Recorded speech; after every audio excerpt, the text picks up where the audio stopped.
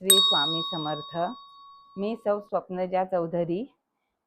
आज समर्थ योगी मित्र मंडळ मार्फत मला स्वामींचे अनुभव शेअर करण्याची संधी मिळत आहे।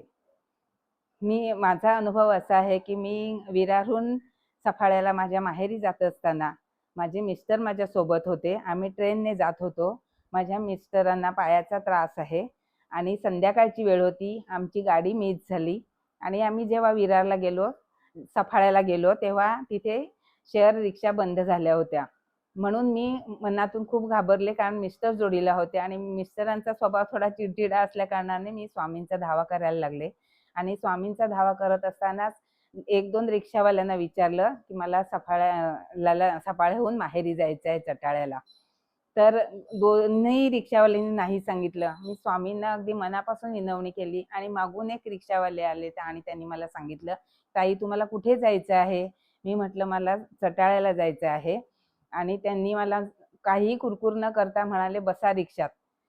आणि मग रस्त्याला येता येता त्याने सांगितलं की आम्ही एमटी येतो, आम्हाला भाडं मिळत नाही, म्हणून आम्ही तिथे कुठे येत नाही रात्रीच्या वेळी। पण तुम्ही सांगितलं की मिस्टरांचे पाय दुखतात आणि म्हणून मी रिक्षा घेऊन आलो। आणि त्यांनी लवकर लवकर शॉर्टकट काढून मला माझ्या माहेरी पोहोचवलं। ही स्वामींचीच इच्छा होती। दुसरा अनुभव असा आहे की माझी नात 10वीला गेली, त्यावेळेला ती 9वीतून पहिल्या नंबरने आली होती। आणि जेव्हा ती 10वीला गेली तेव्हा तिचा अभ्यास व्यवस्थित चालू होता आणि जेव्हा प्रिलियमची परीक्षा झाली तेव्हा तिचे मार्क्स एकदम कमी पडले।